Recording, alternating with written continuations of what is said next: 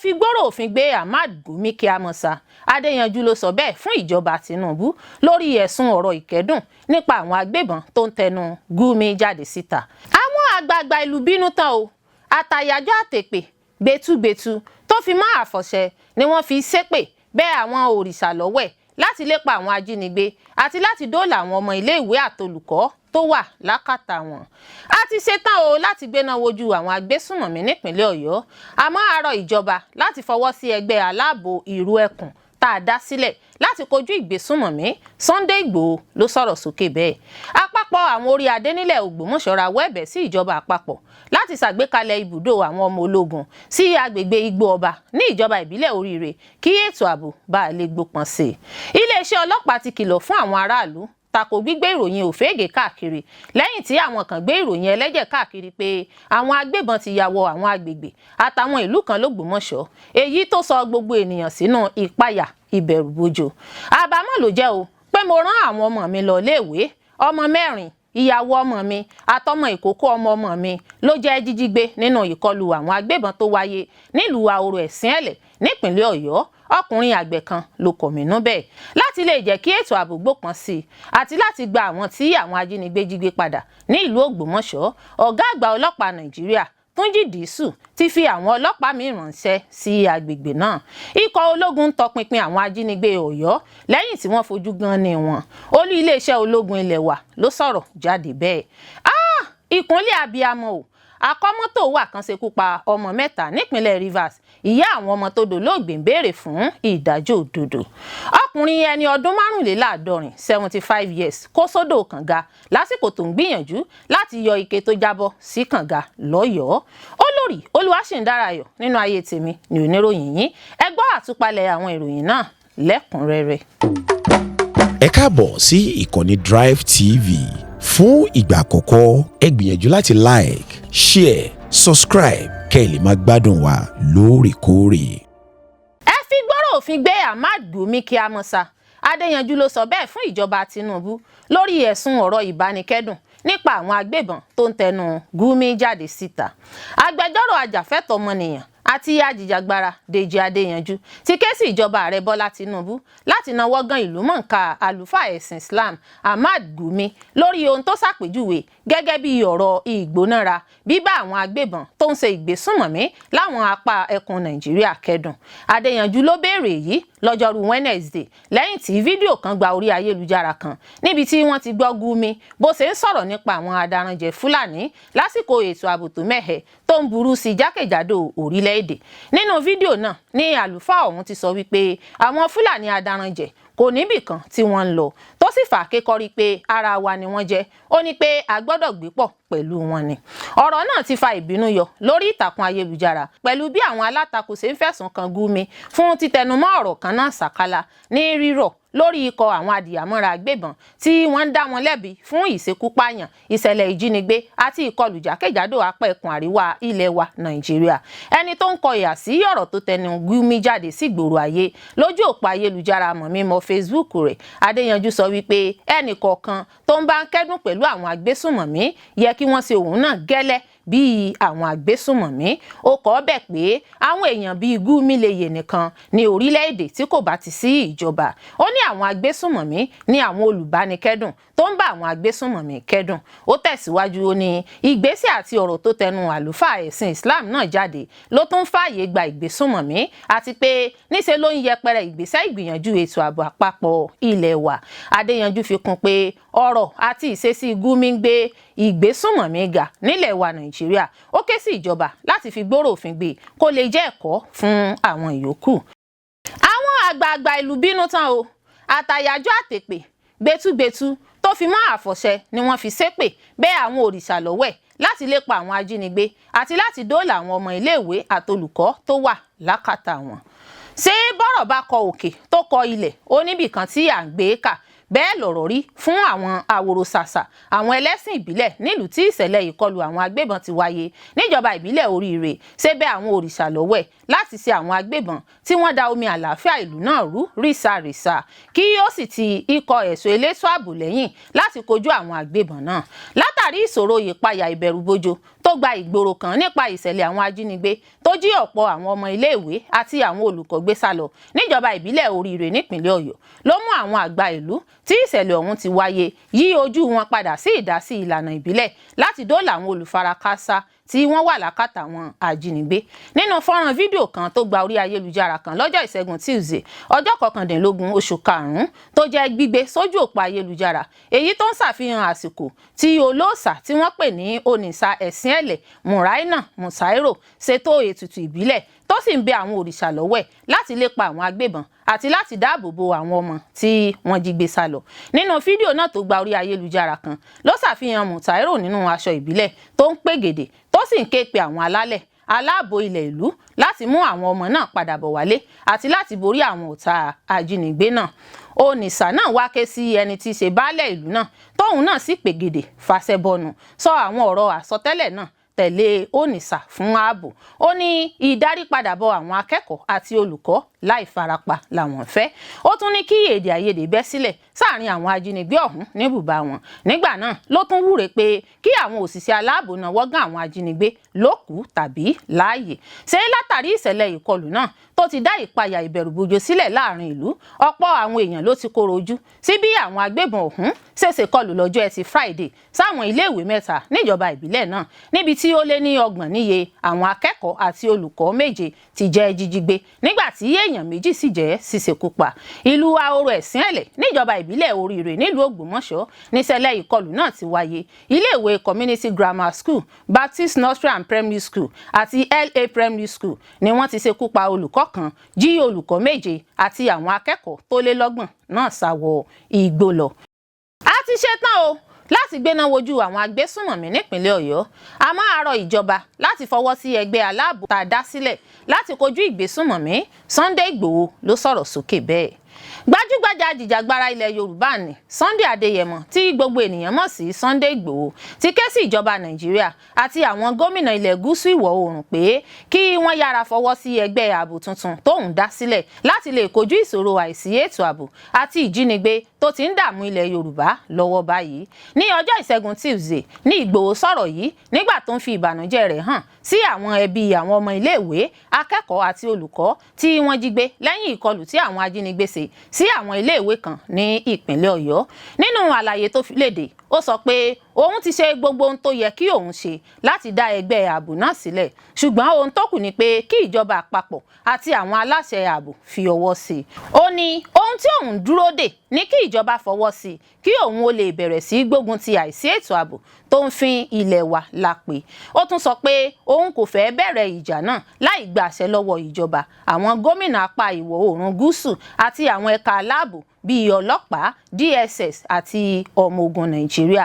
Nígbà tó ń sọ̀rọ̀ nípa ìkọlù tó ṣẹlẹ̀ ní Ahoro ẹ̀sìn ẹ̀lẹ̀, Ìgbòho ṣàlàyé ìṣẹ̀lẹ̀ náà bíi ohun tó burúkú gan tó sì ń fa ìbànújẹ́ fún àwọn òbí, àwọn ọmọ tí wọ́n jí gbé àti gbogbo àdúgbò náà.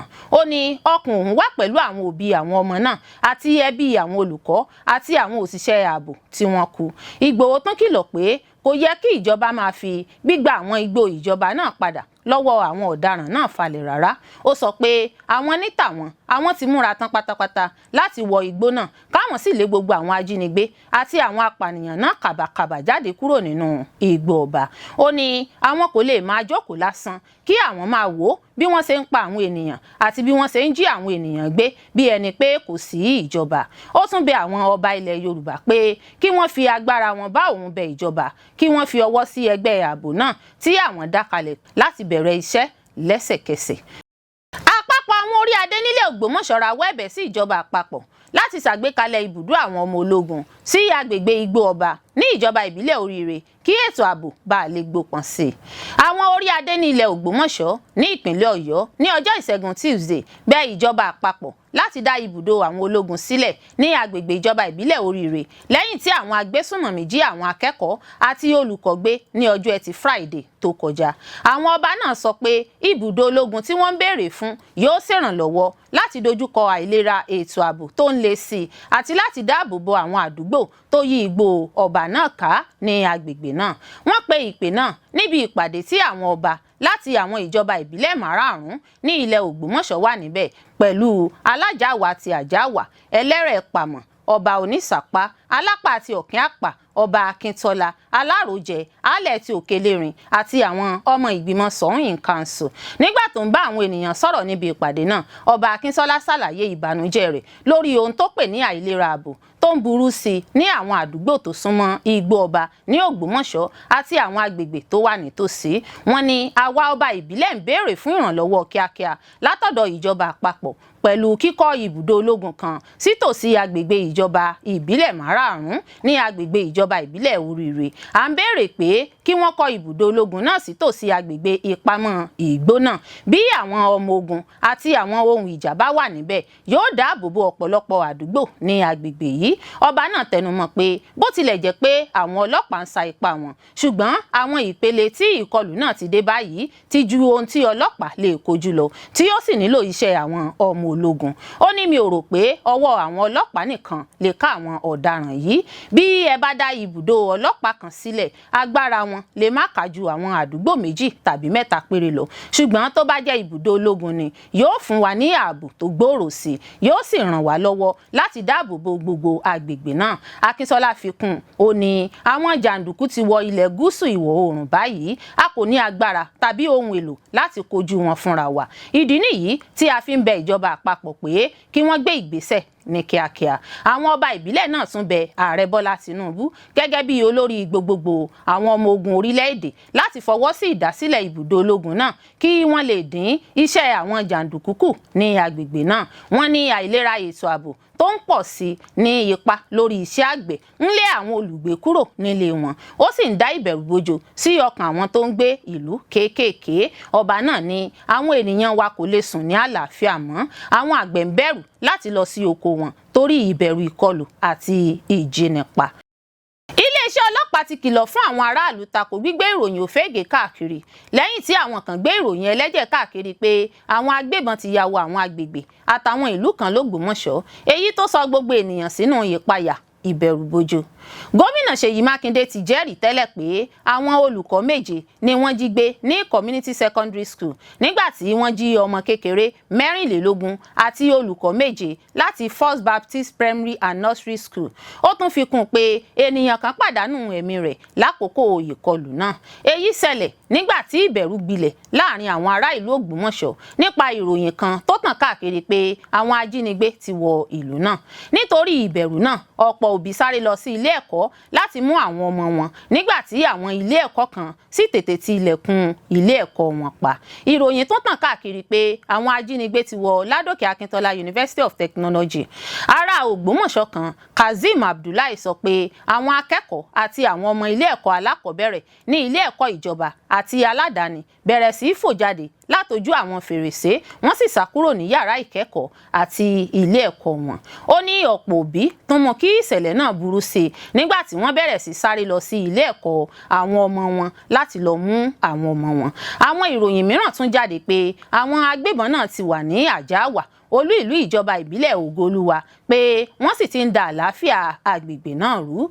Ṣùgbọ́n iléeṣẹ́ ọlọ́pàá ìpínlẹ̀ Ọ̀yọ́ ṣàpèjúwe ìròyìn tó gbilẹ̀ náà pé àwọn ajínigbé wọ ìlú Ògbómọ̀ṣọ́ gẹ́gẹ́ bí ìròyìn òfégè lásánlásán. Nínú àtẹ̀jáde kan tí alákòóso ìbánisọ̀rọ̀ ọlọ́pàá Ọláyínká Àyànládé fi léde, ó sọ pé ìbẹ̀rù náà bẹ̀rẹ̀ látàrí pé àwọn akẹ́kọ̀ọ́ kan sọ pé àwọn rí àwọn ojú tuntun lẹ́yìn odi ilé ẹ̀kọ́ wọn. Àwọn ọlọ́pàá sọ pé ìwádìí fi hàn pé ọ̀kan lára àwọn ènìyàn náà jẹ́ òṣìṣẹ́ Nigeria Security and Civil Defence Corps tó ṣiṣẹ́ pẹ̀lú ẹ̀ka Kwara State Command ní Ìlọrin pẹ̀lú àwọn aráàlú 2 nínú ọkọ̀ Toyota Venza SUV kan.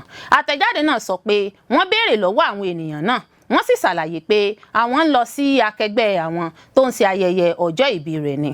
Nígbà tí wọ́n ṣe àrídájú àti àyẹ̀wò ẹni tí àwọn ènìyàn náà jẹ́, wọ́n ké sí àwọn aláṣẹ NSCDC ní Ògbómọ̀ṣọ́ láti jẹ́rìí irú ẹni àti ipò òṣìṣẹ́ náà.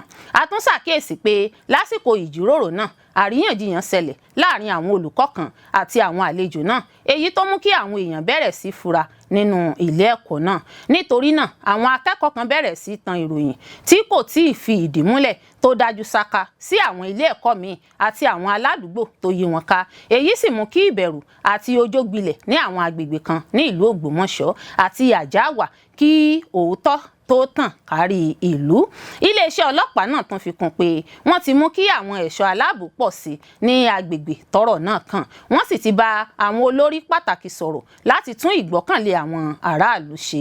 Wọ́n ní agbègbè náà ti wà ní àlàáfíà, àwọn akẹ́kọ̀ọ́, oníṣẹ́ ọwọ́ tí ìgbé ayé ojoojúmọ́ sì ti padà bọ̀ sípò. Nítorí náà iléeṣẹ́ ọlọ́pàá kìlọ̀ lòdì sí títan ìròyìn èké kálẹ̀, ṣíṣe àwọn àlàyé tí kò tọ́ àti àwọn ìròyìn ààbò tí kò tíì ní ìfìdímúlẹ̀ tó dájú tó lè fa ìbẹ̀rù, ìfarapa ọkàn àti tó lè da omi àlàáfíà ìlú rú. Àbámọ̀ ló jẹ́ o pé mo rán àwọn ọmọ mi lọ iléèwé. Ọmọ 4, ìyàwó ọmọ mi àtọmọ ìkókó ọmọ mi ló jẹ́ jíjígbé nínú ìkọlù àwọn agbébọn tó wáyé nílùú Ahoro Ẹ̀sìnẹ̀lẹ̀ nípìnlẹ̀ Ọ̀yọ́. Ọkùnrin àgbẹ̀ kan ló kọ̀mínú. Ọkùnrin àgbẹ̀ kan pẹ̀lú ìpòrúurú ọkàn, Michael Òjó, tí àwọn ọmọ rẹ̀ 4, ìyàwó ọmọ rẹ̀ àti ọmọ rẹ̀ jẹ́ jíjígbé lásìkò ìkọlù sáwọn iléèwé nílùú Ahoro Ẹ̀sìnẹ̀lẹ̀ níjọba ìbílẹ̀ Oríire, ti ṣàlàyé bí àwọn adìyàmọ́ra agbébọn náà ṣe ṣèkọlù sílùú méjì tí wọ́n sì ṣínà ìbọn bolẹ̀ sáwọn olùgbé ìlú, tí wọ́n sì jí ọ̀pọ̀ àwọn akẹ́kọ̀ọ́ iléèwé alákọ̀ọ́bẹ̀rẹ̀ wọnú aginjù lọ. Ọkùnrin náà, Òjó, ló bá àwọn akọ̀ròyìn sọ̀rọ̀ lọ́jọ́ Ìṣẹ́gun Tuesday lásìkò àbẹ̀wò sílùú náà, níbi tí ìpayà ìbẹ̀rùbojo ti gbilẹ̀ sí ọkàn àyà àwọn olùgbé ìlú lẹ́yìn ìṣẹ̀lẹ̀ ìkọlù ìjínigbé ọ̀hún. Bàbá àgbàlagbà ọ̀hún tí jìnnìjìnnì ti mú nípa ìṣẹ̀lẹ̀ náà sọ wípé òun kábàámọ̀ rírán àwọn ọmọ òun lọ síléèwé lọ́jọ́ ìṣẹ̀lẹ̀ ìkọlù, lẹ́yìn tí wọ́n ti ṣáájú bẹ̀ òun pé àwọn ò fẹ́ lọ síléèwé lọ́jọ́ náà, wọ́n ní àwọn fẹ́ dúró sílé. Ó ní ńṣe lòun sọ fún wọn pé kí wọ́n lọ nígbà tó jẹ́ pé aago 1 ọ̀sán ni wọ́n ó kúkú jáde kúrò níléèwé. Bàbá náà banújẹ́, ó ní kí òun mọ̀ ní kí òun má ṣe jẹ́ kí wọ́n lọ síléèwé lọ́jọ́ náà. Gẹ́gẹ́ bó ṣe wí, àwọn 6 nínú mọ̀lẹ́bí òun ló wà nígbèkùn àwọn ajínigbé agbébọn lọ́wọ́ báyìí. Ó sọ wípé òun ní ọmọ 4 níléèwé náà, ìyàwó ọmọ òun náà wà lára wọn tó pọn ọmọ sẹ́yìn rẹ̀ nígbà tí wọ́n jí wọn gbé sá lọ. Gẹ́gẹ́ bí ìròyìn tó tẹ̀ wá lọ́wọ́, obìnrin ọ̀hún ni wọ́n rí nínú fídíò náà tó jẹ́ gbígbé jáde síta lẹ́yìn ìkọlù tó ń rawọ́ ẹ̀bẹ̀ nígbà tó ń pọnmọ lẹ́yìn. Ó ní ní déédéé aago 9 òwúrọ̀ òun wà nínú ilé òun tóun sì ń gbìyànjú láti sùn nítorí pé àgbẹ̀ lòun ń ṣe, kò sì sí iṣẹ́ púpọ̀ lóko lọ́wọ́ báyìí. Bàbá náà ṣàlàyé pé nígbà tóun kò lè sùn, òun ṣí fèrèsé òun tóun sì rí àwọn àjèjì ọkùnrin tó rìn lágbègbè náà. Òun kò mọ̀ pé wọ́n ti ṣèkọlù sílùú Ẹ̀sìnẹ̀lẹ̀ ṣáájú kí wọ́n tó wá sí agbègbè náà. Ó ṣàlàyé pé àwọn aṣèkọlù náà ló ṣèkọlù sílùú Ẹ̀sìnẹ̀lẹ̀ tó wà ní ìwọ̀n bíi kìlómítà 4 sí agbègbè náà, níbi tí wọ́n ti ṣèkọlù sí iléèwé alákọ̀ọ́bẹ̀rẹ̀ àti iléèwé girama ṣáájú kí wọ́n tó wọ ìlú Yawọta. Òjó sọ pé àwọn ẹ̀ṣọ́ aláàbò ti kọ́kọ́ tọpinpin ibi tí àwọn ajínigbé náà gbé wà, ṣùgbọ́n tí wọ́n kíyèsára láti tẹ̀síwájú lójúnà láti má ṣe kó ẹ̀mí àwọn ọmọ tí wọ́n jí gbé náà sínú ewu. Àgbẹ̀ ọ̀hún tún fi kún pé ìpayà ìbẹ̀rùbojo ti mú ọ̀pọ̀ àwọn olùgbé ìlú ní tipátipá láti fi ìlú sílẹ̀ pátápátá. Ó sọ wípé gbogbo àwọn èèyàn ló ti sá àsálà fún ẹ̀mí ara wọn fún ààbò. Gbogbo àwọn ilé ló ti jẹ́ gbígbé tìpa nítorí pé àwọn èèyàn ti sá kúrò nínú ìlú. Ó ní níbo lòun máa sá lọ, òun kò níbì kan tóun máa sá lọ, àwọn ọmọ òun wà níbí yìí ṣáájú kí wọ́n tó jí wọn gbé sá lọ, àti pé lẹ́yìn ìṣẹ̀lẹ̀ òun ní ìrètí pé wọ́n máa darí padà wá bá òun láìpẹ́. Ikọ̀ ológun tọpinpin àwọn ajínigbé Ọ̀yọ́ lẹ́yìn tí wọ́n fojú gan ni wọn. Olú iléeṣẹ́ ológun ilẹ̀ wa ló sọ̀rọ̀ jáde bẹ́ẹ̀. Olú iléeṣẹ́ ológun ilẹ̀ wa Nàìjíríà lọ́jọ́ Ìṣẹ́gun Tuesday ti sọ wípé ikọ̀ ọmọ ogun tí wọ́n gùn lé iṣẹ́ ìrédè ìdóòlà ti fojú gan ni pẹ̀lú àwọn ajínigbé tó jí àwọn akẹ́kọ̀ọ́ àti àwọn olùkọ́. Ó dá ìròyìn òfégè àti àhesọ ọ̀rọ̀ tó ní pé ikọ̀ agbésùnmọ̀mí ti ṣe ìdásílẹ̀ ibùdó títí láé fún ìsọsẹ́ láabi wọn lápá ẹkùn gúúsù ìwọ̀ oòrùn nù bí omi ìsanwó. Ó ní pé ìkọlù tó wáyé láìpẹ́ yìí nípínlẹ̀ Ọ̀yọ́ jẹ́ ìṣẹ̀lẹ̀ ọ̀daràn lóòótọ́. Èyí ń wáyé lásìkò tí iṣẹ́ ìréde iléeṣẹ́ ológun lọ lọ́wọ́ lẹ́yìn ìṣẹ̀lẹ̀ ìjínigbé àwọn akẹ́kọ̀ọ́ àti òṣìṣẹ́ níléèwé alákọ̀ọ́bẹ̀rẹ̀ Baptist Nursery Primary School Yawota, Community Grammar School Ahoro Ẹ̀sìnẹ̀lẹ̀ àti LA Primary School níjọba ìbílẹ̀ Oríire nípínlẹ̀ Ọ̀yọ́. Nínú àtẹ̀jáde kan tó jẹ́ gbígbé jáde síta lọ́jọ́ Ìṣẹ́gun Tuesday, olùdarí àgbàlẹ́ka ìlú Koro lólú iléeṣẹ́ ológun ọ̀gágun Michael Onocha sọ wípé iléeṣẹ́ ológun lo gbogbo agbára iṣẹ́ ìṣe wọn lójúnà láti dóòlà àwọn olùfarakásá. Olú iléeṣẹ́ ológun náà ń ṣiṣẹ́ nípa àjọṣepọ̀ pẹ̀lú àwọn àjọ elétò ààbò tó yẹ. Ó ní iléeṣẹ́ ológun ti bẹ̀rẹ̀ iṣẹ́ ìréde ààbò àjùmọ̀ṣe káàkiri àwọn kọ̀rọ̀kọ̀ndú aginjù àti àwọn ibòmíràn lẹ́kùn náà. Ó fi kún pé àwọn olùgbé ìlú agbègbè náà ni àwọn ti gbáralé fún ìwádìí ìmọ̀ nípa ìṣẹ̀lẹ̀ náà gẹ́gẹ́ bí apá kan ìgbìyànjú láti dóòlà àwọn olùfarakásá. Wọ́n jẹ́ kó di mímọ̀ pé àjùmọ̀ṣe iṣẹ́ àpapọ̀ pẹ̀lú gbogbo àwọn àjọ elétò ààbò àti àwọn fìjìláńtè ìbílẹ̀ yóò rí dájú pé aginjù náà jẹ́ gbígbọ̀n yẹ̀bẹ́yẹ̀bẹ́ tí àwọn ọ̀daràn náà yóò sì jẹ́ pípalẹ̀mọ́ tí àlàáfíà pípé yóò sì padà bọ̀ sípò lẹ́kùn náà. Iléeṣẹ́ ológun ilẹ̀ wa Nàìjíríà ní òun kò ní káàárẹ̀ títí dìgbà tí àwọn olùfarakásá tí wọ́n jí gbé sálọ fi máa jẹ́ gbígbà padà láyọ̀ àti láì farapa. Ó sọ wípé olórí òṣìṣẹ́ iléeṣẹ́ ààbò ilẹ̀ wa ọ̀gágun Olúfẹ́mi Olúyẹdẹ fi ìbànújẹ́ ọkàn rẹ̀ hàn sáwọn mọ̀lẹ́bí olùfarakásá, ìjọba àtàwọn èèyàn ìpínlẹ̀ Ọ̀yọ́ tó sì fi dá àwọn aráàlú lójú pé ìgbìyànjú ń lọ lábẹ́nú kí àwọn olùfarakásá tí wọ́n jí gbé sálọ lè darí padà dé láì farapa. Wàyí o, Onocha wá ṣèkìlọ̀ fáwọn èèyàn tó máa ń pín àwọn ìròyìn ẹlẹ́jẹ̀ káàkiri tó lè dá ìpayà ìbẹ̀rùbojo sílẹ̀ sáàrin ìlú tàbí tí yóò fún àwọn ọ̀tá nígboyà nípa sísọ agbára wọn di ní ńlá. Láti jẹ́ kí ètò ààbò gbópọn sí i àti láti gba àwọn tí àwọn ajínigbé jí gbé padà ní ìlú Ògbómọ̀ṣọ́, ọ̀gá àgbà ọlọ́pàá Nàìjíríà Túnjí Dìísù ti fi àwọn ọlọ́pàá míì ránṣẹ́ sí agbègbè náà. Ọ̀gá àgbà ọlọ́pàá Nàìjíríà Túnjí Dìísù ti fi àwọn ọlọ́pàá míì ránṣẹ́ láti olú iléeṣẹ́ ọlọ́pàá ilẹ̀ wa ní Àbújá láti darapọ̀ mọ́ àwọn elétò ààbò gẹ́gẹ́ bí apá kan nínú ìsapá tó lágbára láti gba àwọn olùkọ́ àti akẹ́kọ̀ọ́ ní ilé ẹ̀kọ́ mẹ́ta tí àwọn ajínigbé jí gbé ní ìjọba ìbílẹ̀ Oríire ní ìpínlẹ̀ Ọ̀yọ́. Nígbà tí ọlọ́pàá kan tó ní ìmọ̀ nípa ìṣẹ̀lẹ̀ náà ṣàlàyé fún Punch ní Ìbàdàn ní ọjọ́ Ìṣẹ́gun pé ìdí fífi àwọn ọlọ́pàá náà ránṣẹ́ jẹ́ láti rí i dájú pé wọ́n gba àwọn tí wọ́n jí gbé náà padà láì ní ìpalára. Ó sọ pé wọ́n ti rán àwọn ọlọ́pàá míì láti iléeṣẹ́ ọlọ́pàá àgbà ní Nàìjíríà láti ṣiṣẹ́ pọ̀ pẹ̀lú àwọn elétò ààbò tó ti wà níbẹ̀ tẹ́lẹ̀. Àwọn akẹ́kọ̀ọ́ àti olùkọ́ tí wọ́n jí gbé yóò padà rí òmìnira gbà láìpẹ́ torí pé gbogbo ọ̀nà ní ìjọba àti àwọn ẹ̀ka ètò ààbò fi ń sapá wọn láti rí i pé wọ́n gba òmìnira. Ó ní àwọn ẹ̀ka ààbò yóò lo gbogbo agbára wọn láti rí i dájú pé àwọn akẹ́kọ̀ọ́ náà padà sọ́dọ̀ àwọn òbí wọn pẹ̀lú àlàáfíà. Kò sí ìdí kankan fún àwọn òbí àti ará ìpínlẹ̀ láti bẹ̀rù torí pé ìjọba ò dákẹ́ lórí ọ̀rọ̀ náà. Tá ò bá gbàgbé, Punch ròyìn pé ọ̀pọ̀ olùkọ́ àti akẹ́kọ̀ọ́ ní ilé-ìwé Baptist Nursery Primary School Yawota, Community Grammar School àti LA Primary School Ẹ̀sìnẹ̀lẹ̀ ní ìjọba ìbílẹ̀ Oríire ni wọ́n ti ṣe ìkọlù náà ní ọjọ́ Ẹtì ní nǹkan bíi agogo 9:30 òwúrọ̀. Ìkúnlẹ̀ abiyamọ o! Akọ́mọ́tòwà kan ṣekú pa ọmọ 3 nípínlẹ̀ Rivers. Ìyá àwọn ọmọ tó dolóògbé ń béèrè fún ìdájọ́ òdodo. Ìyá kan tórúkọ rẹ̀ ń jẹ́ Amarachi Promise Esomonu ti pè fún ìdájọ́ òdodo lẹ́yìn tó pàdánù àwọn ọmọ rẹ̀ 3 nínú ìjàmbá burúkú ní agbègbè Ogbunabali, Port Harcourt nípínlẹ̀ Rivers. Gẹ́gẹ́ bí ìròyìn tó tẹ̀ wá lọ́wọ́, a gbọ́ pé ọkùnrin kan tí wọn kò mọ orúkọ rẹ̀ ló ń kọ́ ọ̀rẹ́bìnrin rẹ̀ bí yóò ṣe mọ ọkọ̀ wà nígbà tí ọ̀dọ́mọbìnrin tó wà nídìí steering ṣe bẹ́ẹ̀ wa ọkọ̀ lọ kọlu ilégbèé ìyá àwọn ọmọ náà tó sì ṣekú pa àwọn ọmọ 3. Ẹnìkan tó ń gbé lágbègbè náà sọ wípé ìṣẹ̀lẹ̀ ọ̀hún ló wáyé lọ́jọ́ 15 oṣù karùn-ún. Ó fi kún pé àwọn ọmọ náà ní ọjọ́ orí wọn wà ní ọmọ ọdún 10, 4 àti 3 ní sísẹ̀ǹtẹ̀lé. Ó sọ wípé ilé ni àwọn ọmọ náà wà ní Ògúnàbàlì nígbà tí ìṣẹ̀lẹ̀ náà wáyé. Ọ̀dọ́kùnrin náà ló máa ń kọ́ ọ̀rẹ́bìnrin rẹ̀ bí yóò ṣe wa ọkọ̀. Bó sì ṣe ń wa ọkọ̀ náà làwọn èèyàn bẹ̀rẹ̀ sí ní pariwo káwọn tó ṣẹ́jú pẹ́ o, káwọn tó mọ̀ ó ti wa ọkọ̀ wọnú ilé ìyá náà. Ẹni náà ní bí àwọn ọmọ mẹ́ta náà ṣe pàdánù ẹ̀mí wọn nìyẹn.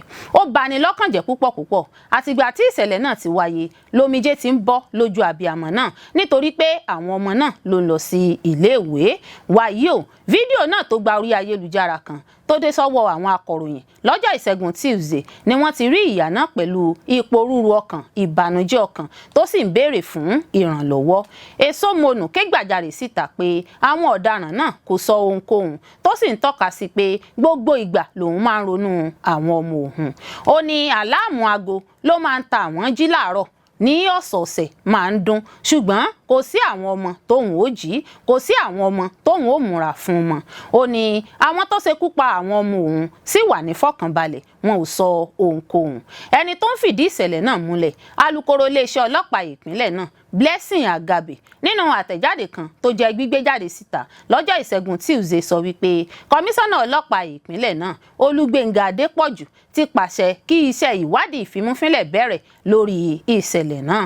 Nígbà tó ń kẹ́dùn pẹ̀lú mọ̀lẹ́bí àwọn ọmọ tó dolóògbé, ó sọ wípé iléeṣẹ́ ọlọ́pàá bànújẹ́ lórí ìṣẹ̀lẹ̀ burúkú náà, èyí tó ti gbé àníyàn ìkọminú dìde ṣokùnfà ìbínú jákèjádò ìpínlẹ̀ náà.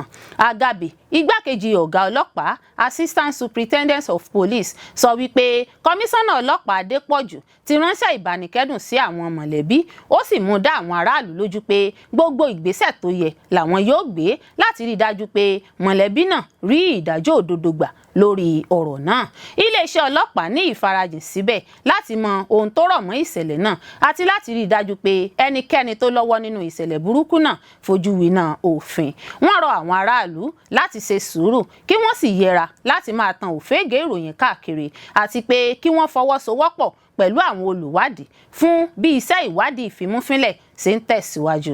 Àtẹ̀jáde náà fi kún pé iléeṣẹ́ ọlọ́pàá ìpínlẹ̀ Rivers tún bá àwọn mọ̀lẹ́bí tó wà nínú ìbànújẹ́ ọkàn náà kẹ́dùn lẹ́ẹ̀kan sí i. Wọ́n sì tẹnumọ́ ìfarajìn wọn tí kò lẹ́lẹ́gbẹ́ nípa dídáàbòbò àwọn ẹ̀mí aráàlú àti láti lépa ìdájọ́ òdodo.